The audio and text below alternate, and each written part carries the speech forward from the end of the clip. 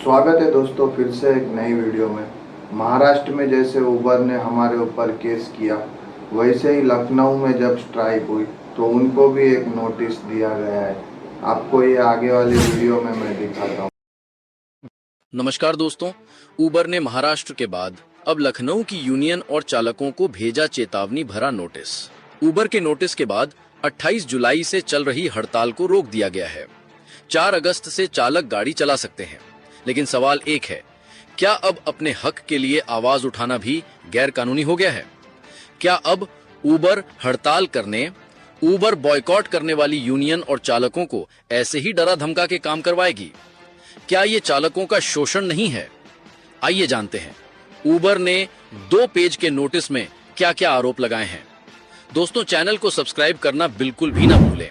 तो सुनिए उबर ने क्या क्या आरोप लगाए हैं। 1 अगस्त 2025 को उबर ने लखनऊ के चालक विपिन कुमार और उनकी यूनियन राष्ट्रवादी ड्राइवर यूनियन शक्ति को भेजा लीगल नोटिस। नोटिस में आरोप लगाया गया है कि ड्राइवरों की हड़ताल के कारण उबर को आर्थिक नुकसान हुआ है और शहर की शांति भी भंग हुई है।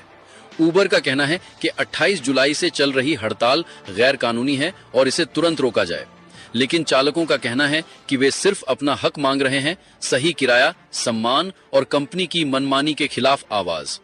उबर ने धमकी दी है कि अगर हड़ताल नहीं रुकी तो कोर्ट में केस किया जाएगा। ड्राइवरों पर संपत्ति को नुकसान पहुंचाने, धमकी देने और उबर ऐप को ब्लॉक करने जैसे गंभीर आरोप लगाए गए हैं। ड्राइवर कहते हैं कि जब हमारी कोई नहीं सुनता तो हड़ताल ही एकमात्र रास्ता बचता है। हम कोई गुनहगार नहीं, मेहनतकश हैं। क्या उबर चालकों की आवाज को दबाना चाहती है? अब सवाल यह है, क्या बड़ी कंपनियां सिर्फ मुनाफा चाहती हैं या चालकों के साथ इंसाफ भी? हम उबर इंडिया सिस्टम्स प्राइवेट लिमिटेड आपको सूचित कर रहे हैं कि आपने 28 जुलाई 2025 से जो विरोध या हड़ताल की गतिविधियां शुरू की हैं, उन्हें तुरंत बंद करने का अनुरोध करते हैं। ये गतिविधियां लखनऊ में इको गार्डन से शुरू हुई थीं और उबर जैसी एग्रीगेटर कंपनियों के खिलाफ थीं। 2, इस नोटिस के माध्यम से आपको सूचित किया जाता है कि आप और आपके समर्थक जो गैर कानूनी गतिविधियां कर रहे हैं, जैसे धमकी देना, व्यापार में रुकावट डालना, ड्राइवरों को डराना, उन्हें तुरंत बंद करें। 3, आपको याद दिलाया जाता है कि ये हड़ताल और प्रदर्शन कानून का उल्लंघन है। इससे उबर को भारी नुकसान हो रहा है क्योंकि ड्राइवर डर के कारण उबर ऐप का इस्तेमाल नहीं कर रहे। साथ ही इससे शहर की शांति व्यवस्था भी प्रभावित हो रही है। अगर आपने तुरंत अपनी गतिविधियां नहीं रोकी तो हम आपके खिलाफ कोर्ट में कानूनी कार्रवाई करेंगे। 4, हमें यह भी जानकारी मिली है कि 28 जुलाई 2025 को आपने और आपके साथियों ने उबर के ड्राइवरों को धमकाया, उन्हें काम करने से रोका, संपत्ति को नुकसान पहुंचाया, पैसे की जबरन वसूली की और उन्हें जान से मारने की धमकी भी दी। 5, उबर ने शुरुआत से ही आपकी बातों को समझने की कोशिश की है और शांतिपूर्ण बातचीत भी शुरू की है, लेकिन आपने हिंसक और अव्यवस्थित तरीकों से अपनी बात रखने का रास्ता चुना। अगर आप ये गतिविधियां नहीं रोकते हैं तो कंपनी आपके खिलाफ कोर्ट में सख्त कार्रवाई करेगी। पिछले 5 दिनों से चल रहे विरोध प्रदर्शन के दौरान आप और आपके साथियों ने उबर ऐप की बुकिंग सुविधा का गलत इस्तेमाल किया, ड्राइवरों को ढूंढकर रोका और उनके साथ मारपीट की, ड्राइवरों से पैसे वसूले और गाड़ियां नुकसान पहुंचाई, उनकी कमाई जब्त की और उन्हें मानसिक और आर्थिक रूप से डराया। सोशल मीडिया और पब्लिक प्लेटफॉर्म पर ड्राइवरों को उकसाया कि वे ऐप से बाहर आ जाएं या विरोध करें। 6, आपके इन कामों की वजह से उबर की सेवाएं बुरी तरह प्रभावित हुई। कुल राइड्स में 60% से ज्यादा की गिरावट आई। ड्राइवरों की सप्लाई 70% से ज्यादा घटी, जिससे उनकी रोजी रोटी पर असर पड़ा। लखनऊ के आलमबाग थाने में इस संबंध में शिकायत और एफआईआर दर्ज हुई। 7, ये आपकी गतिविधियां आपको गंभीर कानूनी और आर्थिक जिम्मेदारी में डालती हैं क्योंकि आपने जानबूझकर उबर के व्यापार में रुकावट डाली और कंपनी की छवि को नुकसान पहुंचाया।